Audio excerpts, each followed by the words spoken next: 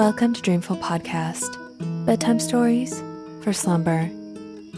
I would like to start off this episode by thanking our newest Patreon supporters, David Plunkard, Cecile Falshebner, and Claudia Lancashire. Thank you all so much, and I hope you have the sweetest of dreams. If you find value in Dreamful and would also like to contribute to the show, please visit dreamfulstories.com, where you can find info about the show, and on the support page, there's a link to leave a one-time donation with PayPal, get bonus episodes synced to Spotify with Supercast, subscribe on Apple Podcasts, or become a Patreon subscriber for bonus episodes and other perks. This episode is sponsored by BetterHelp. The holidays can be joyful to many, but it can also cause stress, anxiety, and feelings of loneliness. If you find yourself feeling stuck, therapists are trained to help you figure out the cause and learn productive coping skills. Everyone deserves to feel their best this holiday season. BetterHelp makes it easier to get started. Just fill out a simple questionnaire and receive all the benefits of in-person therapy. Plus, it's more convenient, more accessible, and more affordable. Get unstuck with BetterHelp. Learn more and save 10% off your first month at betterhelp.com/dreamful. That's BetterHelp, HELP.com/dreamful. For this episode, I'll be reading the first two chapters of A Tale of Two Cities by Charles Dickens. So, snuggle up in your blankets and have sweet dreams.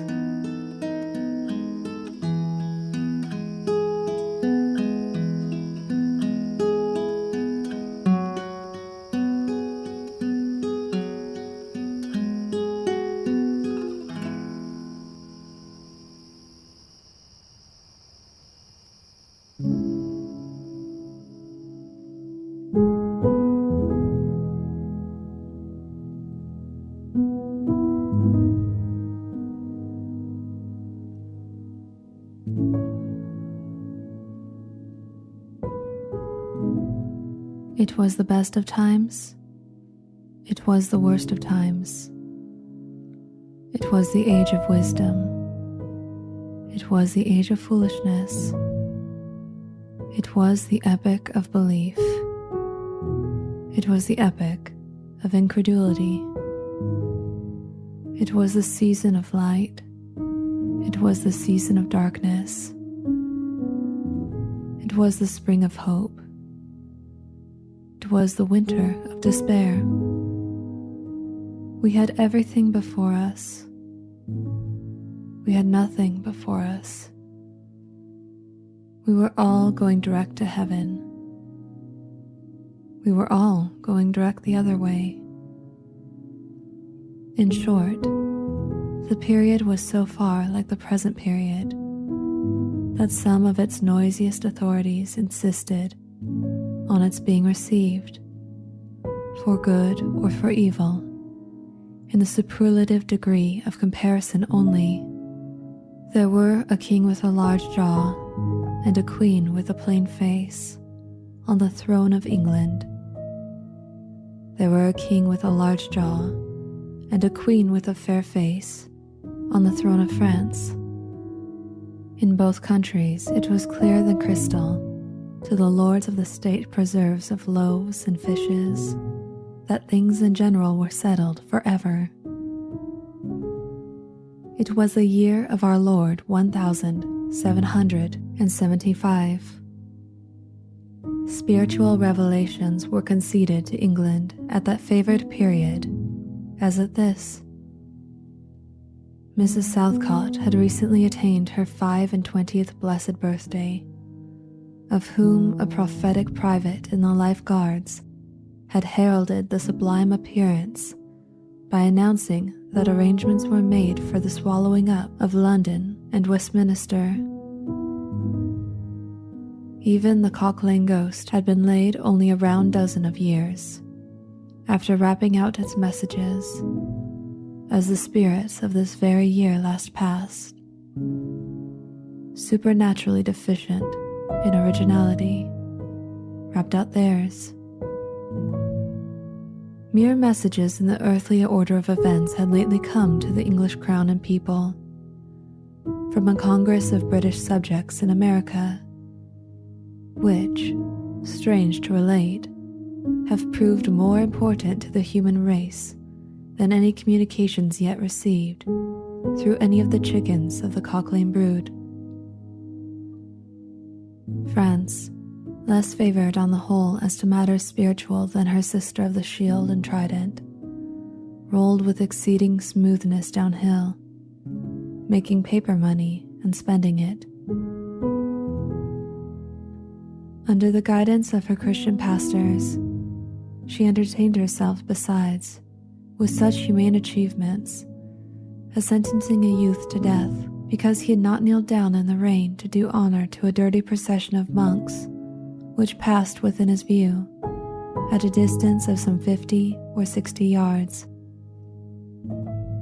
It is likely enough that rooted in the woods of France and Norway there were growing trees when that sufferer was put to death, already marked by the woodman, fate, to come down and be sawn into boards to make a certain movable framework with a sack and a knife in it, terrible in history. It is likely enough that in the rough outhouses of some tillers of the heavy lands adjacent to Paris, there were sheltered from the weather that very day rude carts, bespattered with rustic mire, snuffed about by pigs, and roosted in by poultry, which the farmer, Death, had already set apart to be his timbrels of the Revolution. But that woodman and that farmer, though they work unceasingly, work silently, and no one heard them as they went about with muffled tread. The rather, forasmuch as to entertain any suspicion that they were awake was to be atheistical and traitorous. In England, there was scarcely an amount of order and protection to justify much national boasting. Daring burglaries by armed men and highway robberies took place in the capital itself every night. Families were publicly cautioned not to go out of town without removing their furniture to upholsterers' warehouses of security. The highwayman in the dark was a city tradesman in the light, and being recognized and challenged by his fellow tradesmen whom he stopped in his character of the captain, gallantly shot him through the head and rode away. The mail was waylaid by 7 robbers, and the guard shot 3 dead, and then got shot dead himself by the other 4, in consequence of the failure of his ammunition. After which the mail was robbed in peace. That magnificent potentate, the Lord Mayor of London, was made to stand and deliver on Turnham Green by one highwayman who despoiled the illustrious career in sight of all his retinue. Prisoners in London gaols fought battles with their turnkeys, and the majesty of the law fired blunderbusses in among them, loaded with rounds of shot and ball. Thieves snipped off diamond crosses from the necks of noble lords at court drawing rooms. Musketeers went into St. Giles to search for contraband goods, and the mob fired onto the musketeers, and the musketeers fired on the mob, and nobody thought any of these occurrences much out of the common way. In the midst of them, the hangman, ever busy and ever worse than useless, was in constant requisition, now stringing up long rows of miscellaneous criminals, now hanging a housebreaker on Saturday who had been taken care on Tuesday, now burning people in the hand at Newgate by the dozen, and now burning pamphlets at the door of the Westminster Hall, today taking the life of an atrocious murderer, and tomorrow of a wretched pilferer who had robbed a farmer's boy of 6pence. All these things and 1,000 like them came to pass in and close upon the dear old year 1775, environed by them while the woodman and the farmer worked unheeded, those two of the large jaws, and those other two of the plain in their fair faces, trod with stir enough, and carried their divine rights with a high hand. Thus did the year 1775 conduct their greatnesses in myriads of small creatures, the creatures of this chronicle among the rest, along the roads that laid before them. It was the Dover road that lay on a Friday night late in November, before the first of the persons with whom this history has business. The Dover road lay, as to him, beyond the Dover mail as it lumbered up Shooter's Hill.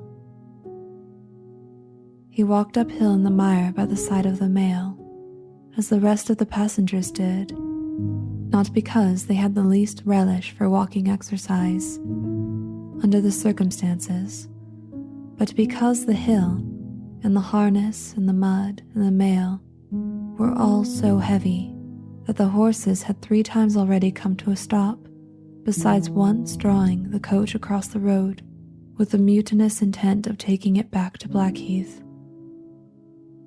Reins and whip and coachman and guard, however in combination, had read that article of war which forbade a purpose otherwise strongly in favor of the argument that some brute animals are endured with reason, and the team had capitulated and returned to their duty. With drooping heads and tremulous tails, they mashed their way through the thick mud, floundering and stumbling between whiles, as if they were falling to pieces at the larger joints. As often as the driver rested them and brought them to a stand, with a wary, "Wo-ho, so-ho then," the near leader violently shook his head and everything upon it, like an unusually emphatic horse, denying that the coach could be got up a hill. Whenever the leader made this rattle, the passenger started, as a nervous passenger might, and was disturbed in mind.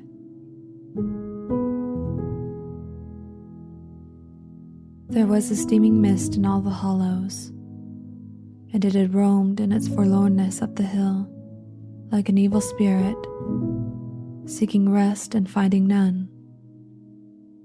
A clammy and intensely cold mist, it made its slow way through the air in ripples that visibly followed and overspread one another, as the waves of an unwholesome sea might do.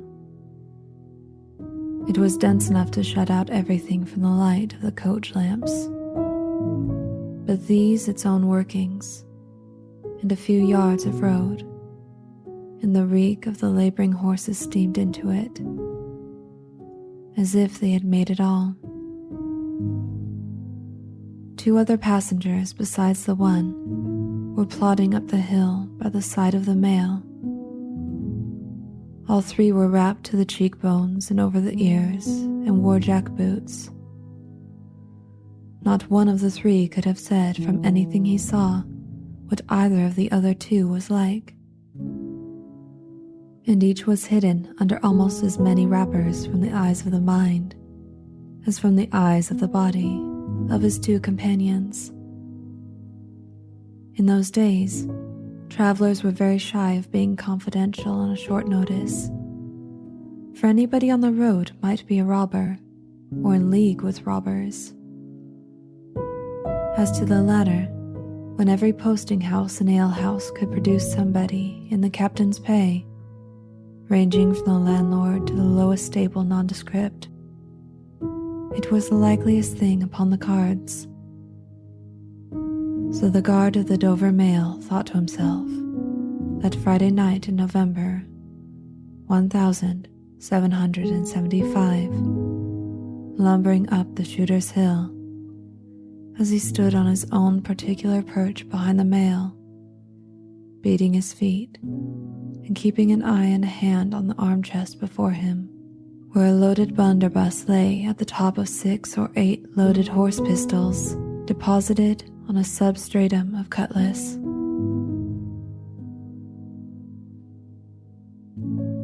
The Dover mail was in its usual genial position that the guard suspected the passengers. The passengers suspected one another and the guard, and they all suspected everybody else, and the coachman was sure of nothing but the horses, as to which cattle he could with a clear conscience have taken his oath on the 2 testaments, that they were not fit for the journey. "Wo-ho," said the coachman. "So then, one more pull and you're at the top. I have had trouble enough to get you to it, Joe." "Halloa," the guard replied. "What o'clock do you make it, Joe?" 10 minutes good past 11. "My blood," ejaculated the vexed coachman, "and not atop the shooters yet." "Ya, get on with you." The emphatic horse, cut short by the whip in a most decided negative, made a decided scramble for it, and the 3 other horses followed suit.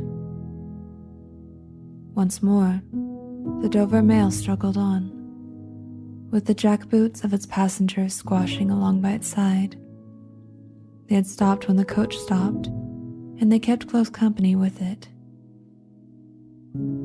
If any one of the 3 had had the hardihood to propose to one another to walk on a little ahead in the mist and darkness, he would have put himself in a fair way of getting shot instantly as a highwayman. The last burst carried the mail to the summit of the hill. The horses stopped to breathe again, and the guard got down to skid the wheels for the descent and open the coach door to let the passengers in. "Joe," cried the coachman in a warning voice, looking down from his box. "What do you say, Tom?" They both listened. "I say a horse at a canter coming up, Joe." "I say a horse at a gallop, Tom," returned the guard, leaving his hold of the door and mounting nimbly to its place. "Gentlemen, in the king's name, all of you." With this hurried adjuration, he cocked his blunderbuss and stood on the offensive. The passenger booked by this history was on the coach step getting in. The 2 other passengers were close behind him and about to follow. He remained on the step, half in the coach and half out of it. They remained in the road below him. They all looked from the coachman to the guard, and from the guard to the coachman, and listened. The coachman looked back and the guard looked back, and even the emphatic leader pricked up his ears and looked back, without contradicting. The stillness consequent on the cessation of the rumbling and laboring of the coach, added to the stillness of the night, made it very quiet indeed. The panting of the horses communicated a tremulous motion to the coach, as if it were in a state of agitation. The hearts of the passengers beat loudly enough perhaps to be heard, but at any rate, the quiet pause was audibly expressive of people out of breath, and holding the breath, and having the pulses quickened by expectation. The sound of a horse at a gallop came fast and furiously up the hill. "So-ho," the guard sang out as loud as he could roar. "Yo there, stand. I shall fire." The pace was suddenly checked, and with much splashing and floundering, a man's voice called from the mist. "Is that the Dover mail?" "Never mind you what it is," the guard retorted. "What are you?" "Is that the Dover mail?" "Why do you want to know?" "I want a passenger if it is." "What passenger?" "Mr. Jarvis Lorry." Our booked passenger showed us in a moment that it was his name. The guard, the coachman, and the 2 other passengers eyed him distrustfully. "Keep where you are," The guard called to the voice in the mist, "Because if I should make a mistake, it could never be set right in your lifetime. Gentleman of the name of Lorry, answer straight." "What is the matter?" asked the passenger. Then with mildly quavering speech, "Who wants me? Is it Jerry?" "I don't like Jerry's voice if it is Jerry," growled the guard to himself. "He's hoarser than suits me, is Jerry." "Yes, Mr. Lorry." "What is the matter?"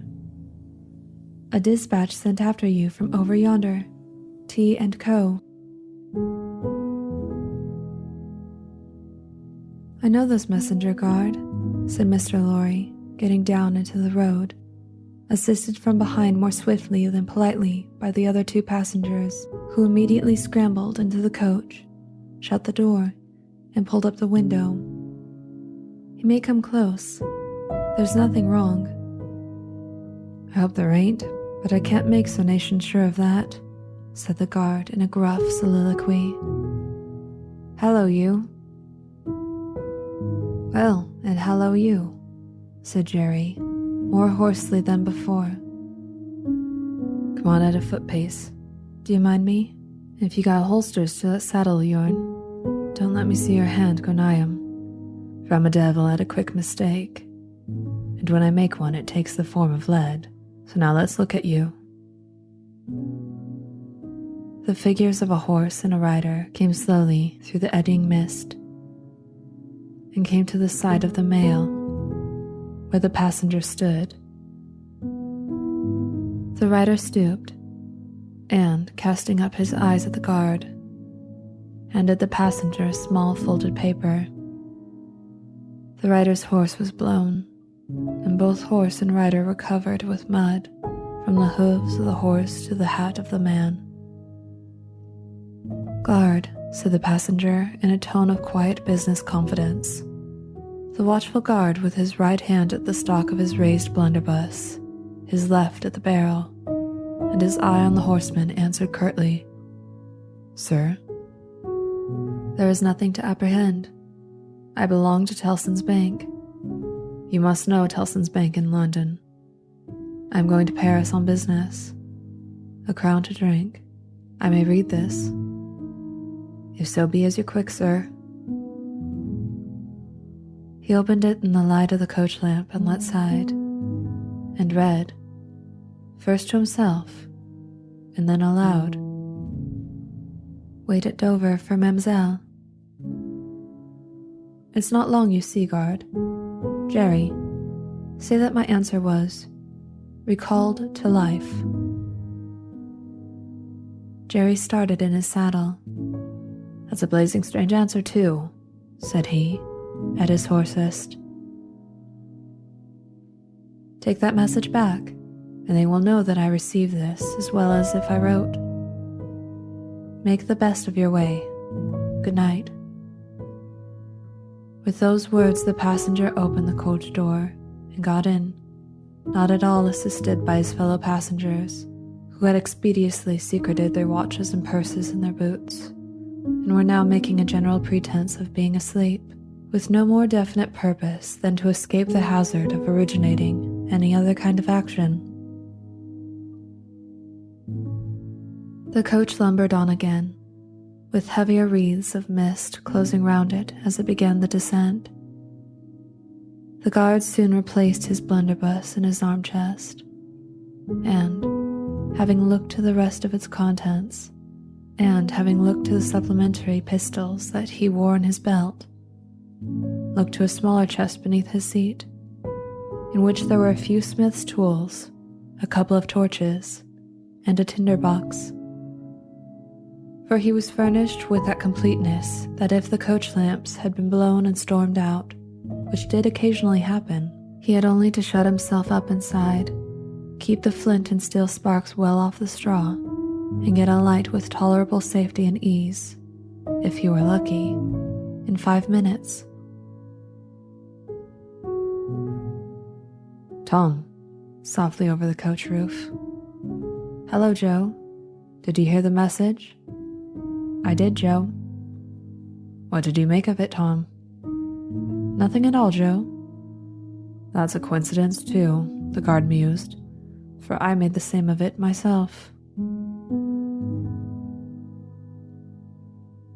Jerry, left alone in the mist and darkness, dismounted meanwhile, not only to ease his spent horse, but to wipe the mud from his face and shake the wet out of his hat brim, which might be capable of holding about half a gallon. After standing with the bridle over his heavily splashed arm until the wheels of the mail were no longer within hearing and the night was quite still again, he turned to walk down the hill. After that, there gallop from the Temple Bar, old lady. I won't trust your forelegs till I get you on level, said this horse messenger, glancing at his mare. Recall to life. That's a blazing strange message. Much of that wouldn't do for you, Jerry. I say, Jerry, you'd be in a blazing bad way if recalling to life was to come into fashion, Jerry.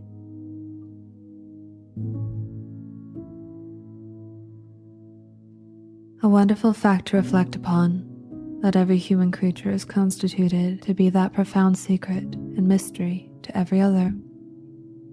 A solemn consideration when I enter a great city by night, that every one of those darkly clustered houses encloses its own secret, that every room in every one of them encloses its own secret, that every beating heart in the hundreds of thousands of breasts there is, in some of its imaginings, a secret to the heart nearest it. Something of the awfulness, even of death itself, is referable to this. No more can I turn the leaves of this dear book that I loved, and vainly hope in time to read it all. No more can I look into the depths of this unfathomable water, wherein, as momentary lights glanced into it, I have had glimpses of buried treasure and other things submerged.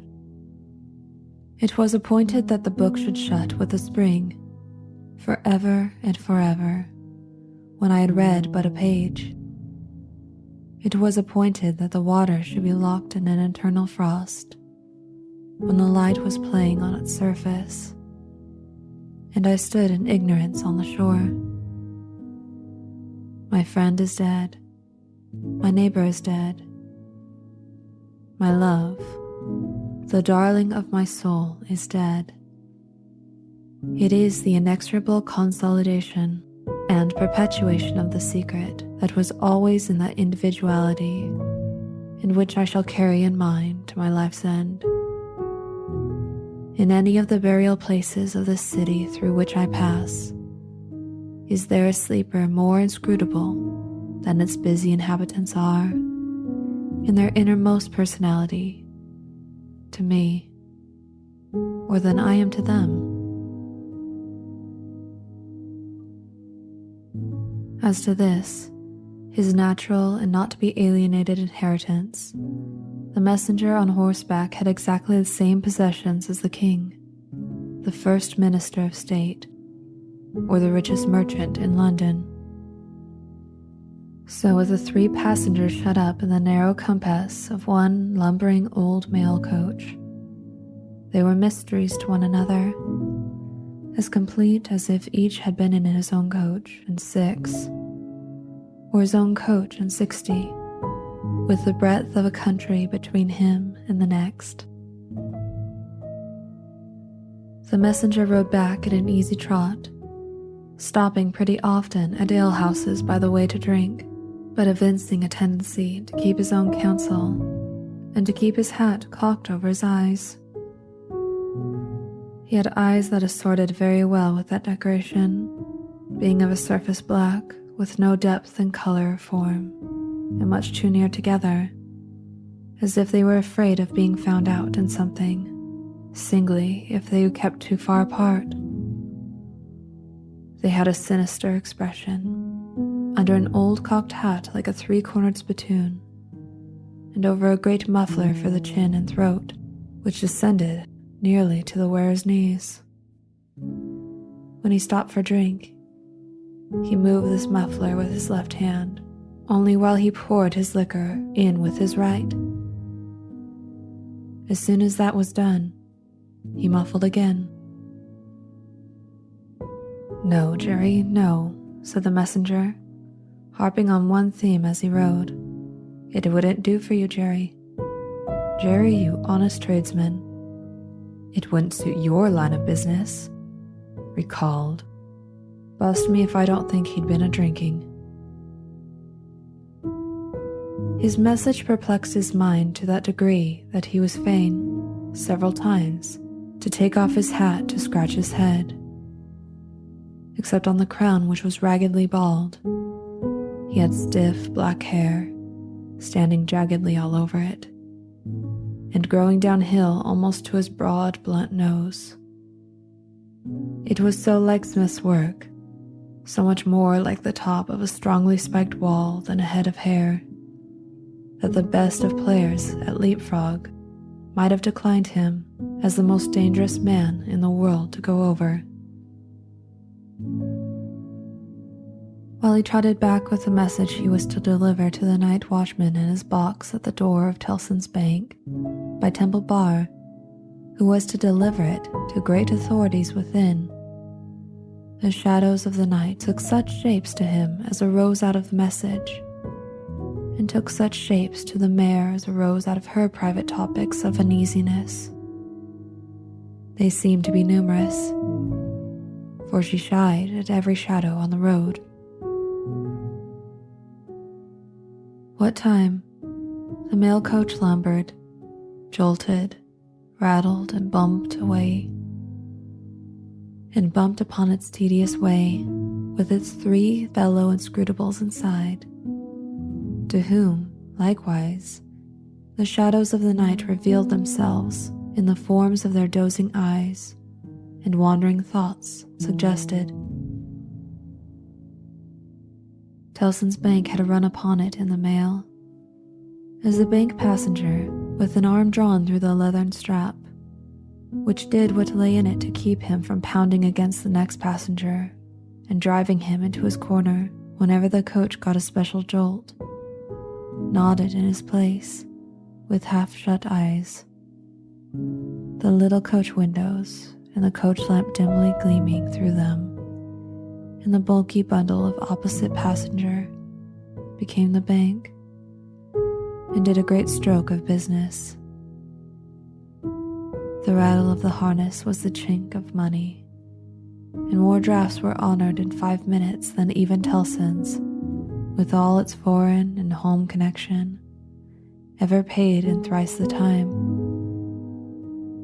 Then the strong rooms underground at Tellson's, with such of their valuable stores and secrets as were known to the passenger.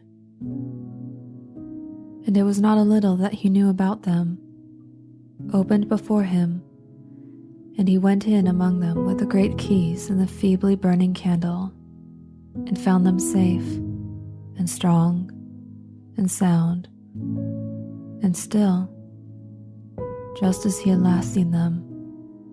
But though the bank was almost always with him, and though the coach, in a confused way like the presence of pain under an opiate, was always with him, there was another current of impression that never ceased to run all through the night.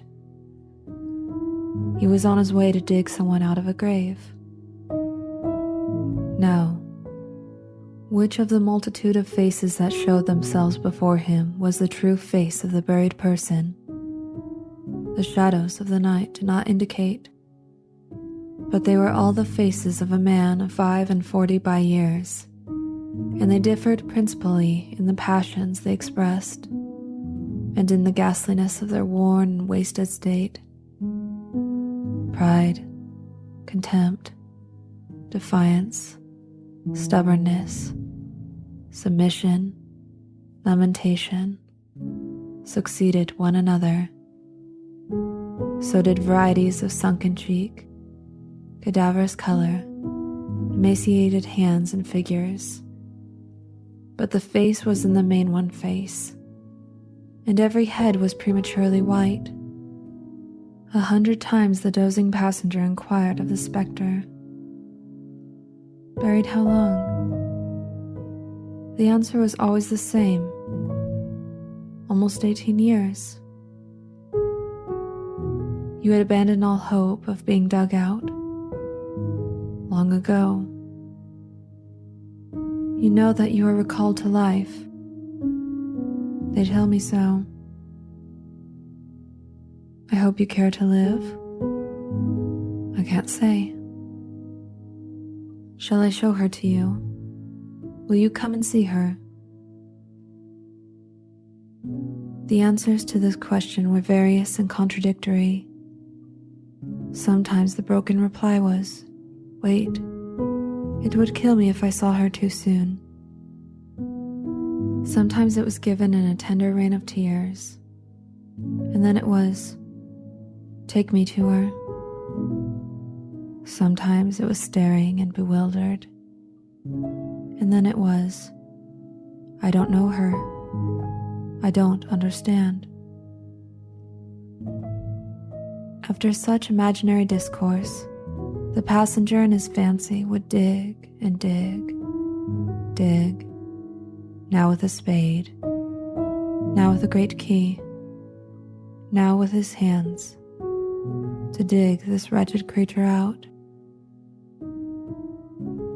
Got out at last, with earth hanging about his face and hair. He would suddenly fall away to dust. The passenger would then start to himself and lower the window to get the reality of mist and rain on his cheek. Yet, even when his eyes were opened on the mist and rain, on the moving patch of light from the lamps, and the hedge at the roadside retreating by jerks, the night shadows outside the coach would fall into the train of the night shadows within.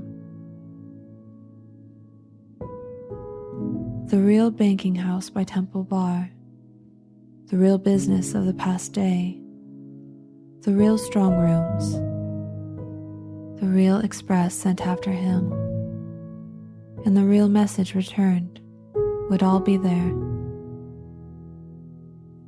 Out of the midst of them, a ghostly face would rise, and he would accost it again. "Buried how long?" "Almost 18 years. I hope you care to live?" "I can't say."